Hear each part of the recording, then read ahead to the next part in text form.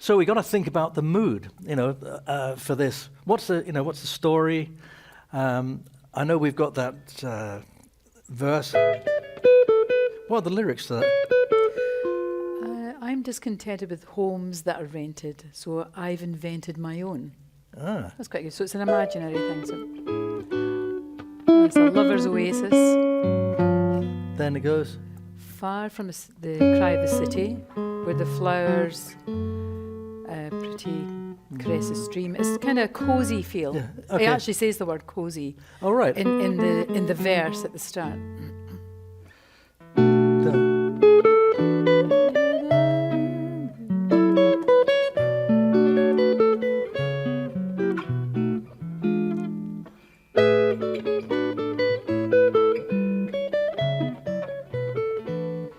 So the mood then is about having your own cozy apartment or house to live in. So we want something that is. It's fireside. It's Think Bing Crosby at Christmas at the fireside. Yeah. So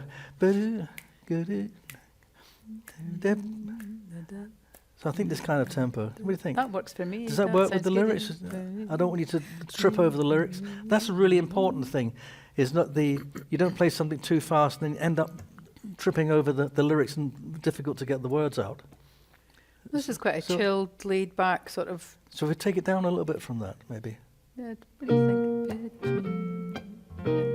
Need just tea for two and two for tea. Just me for you and you for me alone. Nobody near us to see us or hear us. No friends or relations on weekend vacations. We won't have it known, dear, that we own a telephone. Day will break and I'll awake and start to make a sugar cake for me to take for all the boys to see. We will raise a family. This is a nice tempo, a isn't it? boy for you and a girl for me. Can't you see how happy we will be? I've got the chords wrong here, but never mind, that's okay.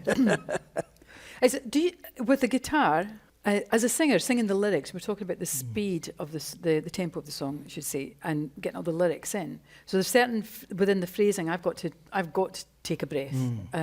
Is there a point when you're playing the guitar? Does the guitar take a breath? Yeah, or the equivalent? Well, actually, yeah, I tell my students this.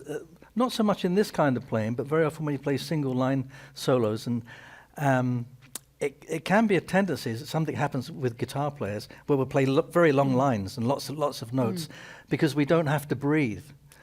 So I always tell everyone, when you play, breathe with your phrasing, and then your phrasing will become far more lyrical. That's interesting. And melodic. So I'll show you what I mean. If I wasn't breathing, I could play this kind of thing.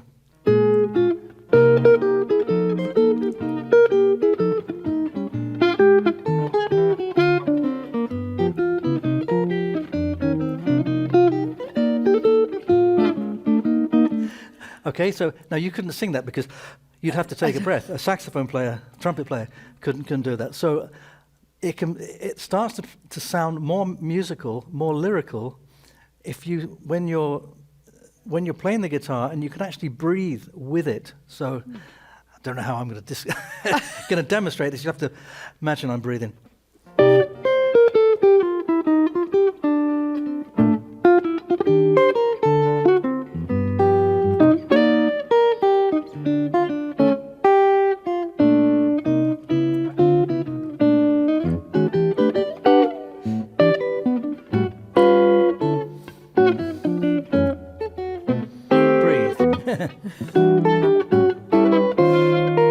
Breathe. Breathe. Breathe. Breathe. So it immediately becomes there's that nice phrasing. We're bringing phrasing into it, because if you don't breathe, then you can just keep playing and keep playing. And that's something we guitar players get criticized a lot. Please stop. Please take a breath. Yeah. So we can do that as well with a non-breathing instrument. So what I'm doing a lot of the time here is when I'm playing the chords, I'm not playing all of the chord at all. I'm just I'm keeping that jaunty kind of feel.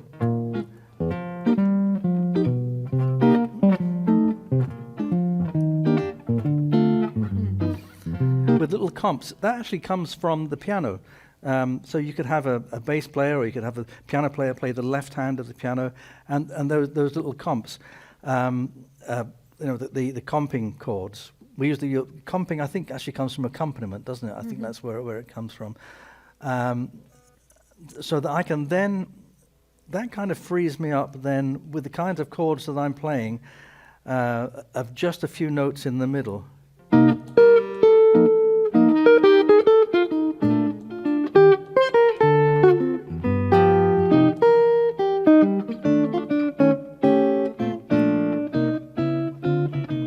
Because we want to keep this really, it's kind of skipping along, isn't it? This tempo. So I've got to keep that feel going. And one of the difficulties that happens for guitar players in this setting when you're accompanying a singer is, of course, when you're singing, you've got me accompanying you.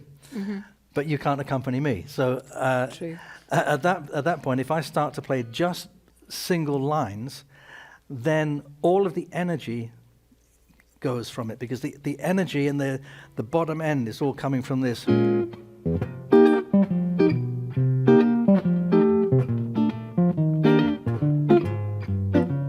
So when you're singing on that, but if that's not happening and I'm just playing some single lines at the top,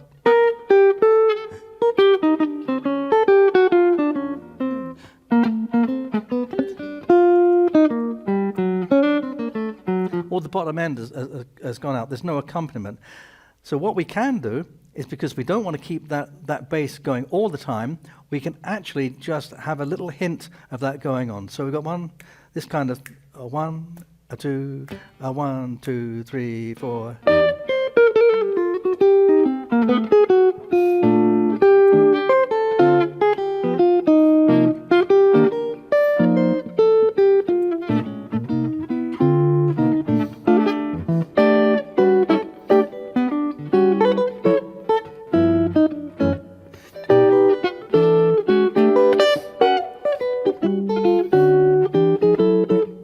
So that's those single lines on the top. That's the right hand of the piano, and the little bit of comping on the left. And you don't have to play you don't have to play a full chord. You can just get a couple of those notes within the chord in that kind of mid-register, usually on the 3rd and 4th string.